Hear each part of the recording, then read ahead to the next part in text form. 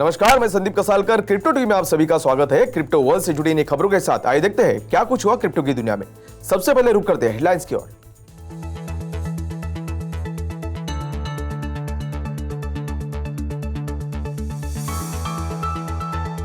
Ethereum का मर्ज 19 सितंबर को होने की है संभावना। मजबूत रिटेल स्पेंड डेटा पर क्रिप्टो करेंसी ने किया रिबाउंड। $21,000 के करीब रहा बिटकॉइन।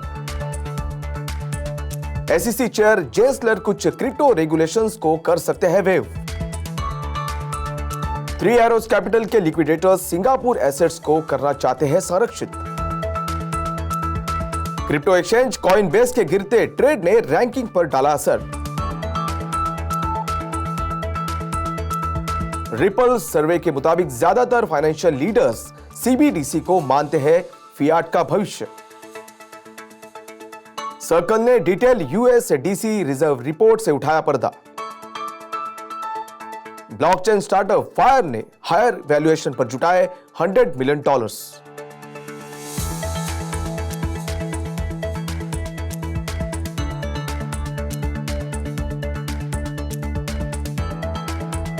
अब देखते हैं खबरें विस्तार से। वीकिन ETH न्यूज के फाउंडर इवान वैन नेस द्वारा शेयर किए गए डेटा के अनुसार इथेरियम का मर्ज 19 सितंबर को वैरायटी ऑफ टेस्टनेट के साथ लॉन्च होना प्लान है। इससे पहले यह माना जाता था कि इथेरियम सितंबर के एंड में नए अपडेट में स्विच हो जाएगा। रिलीज की लिस्ट में यूजर्स को 27 और 28 जुलाई को गोयरली क्लाइंट्स के अराइवल की उम्मीद है। 11 अगस्त को गोयरली टेस्टनेट पर मर्ज अपडेट और सितंबर की शुरुआत में बेलाट्रिक्स अपडेट जो प्रूफ ऑफ वर्क को ऑफ कर देगा और इथेरियम को 19 सितंबर को मर्ज इंप्लीमेंटेशंस के लिए तैयार करेगा।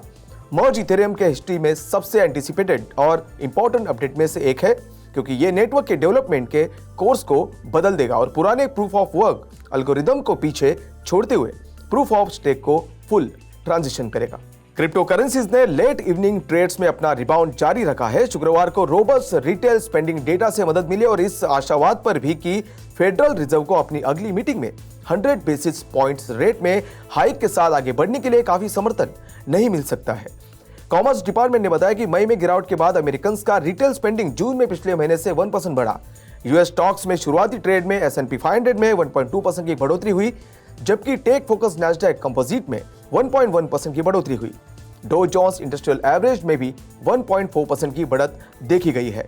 गुरुवार को federal reserve governor Christopher Waller ने कहा कि उन्होंने जुलाई में इंटरेस्ट रेट में 75 बेसिस पॉइंट्स की हाइक का समर्थन किया, जिससे इन्फ्लेशन को कम करने के लिए 100 BPS की बड़ी बढ़ोतरी की आशंका कम हो गई।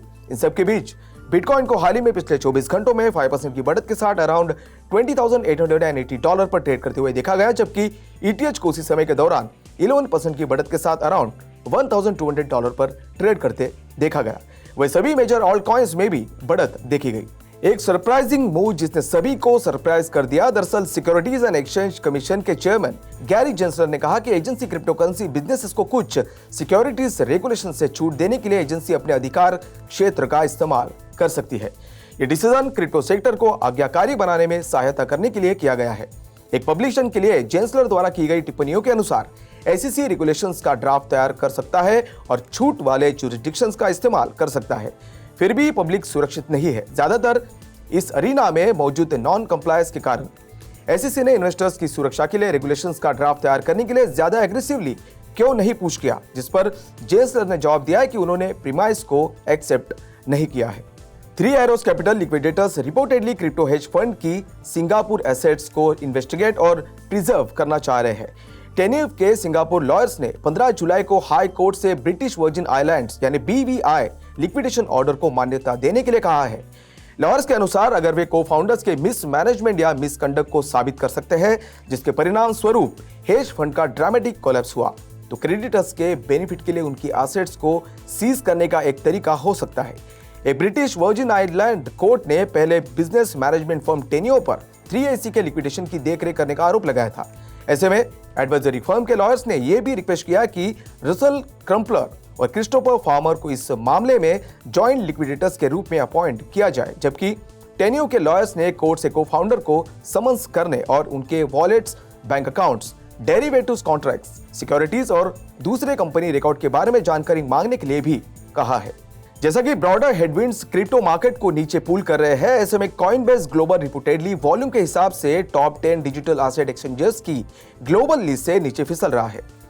मिजुहो सिक्योरिटीज यूएसए के डेटा के अनुसार नैस्डैक लिस्टेड कंपनी 2021 के अंत में 4th लार्जेस्ट एक्सचेंज से गिरकर इस महीने 14th लार्जेस्ट एक्सचेंज बनकर सामने आया है। मिजुहो के अनुसार लार्जेस्ट यूएस एक्सचेंज अब दुनिया भर के टॉप 30 एक्सचेंजेस में से सिर्फ 2.9% मार्केट शेयर है। ये 2022 के सेकंड क्वार्टर में इसके 3.6% शेयर और फर्स्ट क्वार्टर में 5.3% शेयर से तेज गिरावट है, जो ये दर्शाता है कि कॉइनबेस की प्रॉफिट ट्रेजेक्टरी अनस्टेबल हो सकती है। ब्लॉकचेन कंपनी रिपल की एक नई रिपोर्ट से इंडिकेशन मिलता है कि की financial sector players central bank digital currencies या सीबीडीसीज को फियाट मनी के फ्यूचर के रूप में मान रहे हैं। आज publish ripple new value report में कहा गया है कि 5 ग्लोबल रीजन्स के 70% से ज्यादा रिस्पोंडेंट्स का मानना है कि सीबीडीसीज में फाइनेंशियल इंक्लूजन और क्रेडिट तक पहुंच जैसे बेनिफिट्स के साथ अगले 5 वर्षों में महत्वपूर्ण सोशल चेंजेस करने की ज्यादा पोटेंशियल है। जिसने 1600 रिस्पोंडेंट से फीडबैक गैदर किया, उसने इंडिकेट किया कि एशिया पैसिफिक रीजन सीबीडीसी की पॉपुलैरिटी में लीड कर रहा है। विशेष रूप से फाइनेंशियल इंस्टीट्यूशंस के 85% लीडर्स को कॉन्फिडेंस है कि उनके रिस्पेक्टिव कंट्रीज अगले 4 वर्षों में सीबीडीसीज को शुरुआत करेंगे। ट्रांसपेरेंसी प्रैक्टिस करने और अपने कस्टमर्स के बीच ट्रस्ट इंस्टिल करने के लिए सर्कल इंटरनेट फाइनेंशियल ने अपने यूएसडी कॉइन यानी यूएसडीसी होल्डिंग्स का पूरा ब्रेकडाउन रिलीज किया है। हालांकि रिपोर्ट का ऑडिट नहीं किया गया है, लेकिन ये सर्कल के $55.7 बिलियन के रिजर्व्स के बारे में कस्टमर्स को अधिक क्लैरिटी ऑफर करता है। 30 जून तक सर्कल के पास 43.9 डेज की एवरेज मैच्योरिटी के साथ short term United states treasury bond में $42.12 बिलियन है। मैच्योरिटी तब से 3 महीने से कम है, इसलिए इन सभी बॉन्ड्स को शॉर्ट टर्म माना जाता है। इसके ज्यादा बैंक ऑफ न्यूयॉर्क बेलन, citizen trust bank, New York community bank, signature bank, silicon valley bank, Silvergate bank और यूएस बैंक ऑफ जैसे यूएस रेगुलेटेड फाइनेंशियल इंस्टीट्यूशंस में रिजर्व्स में $13.58 बिलियन कैश भी थी। सर्कल ने यह भी घोषणा की है कि वो अपने स्टेबल कॉइन रिजर्व्स की रेगुलर मंथली रिपोर्ट्स जारी करेगा।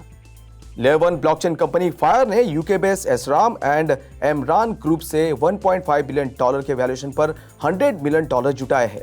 प्रतीक गौरी, प्रतीक द्विवेदी और विल्मा मैटिला द्वारा पिछले साल अगस्त में एस्टैब्लिश फायर ने इससे पहले पिछले साल अक्टूबर में $110 मिलियन के वैल्यूएशन पर अपने सीड राउंड में $21 मिलियन की फंडिंग जुटाई थी।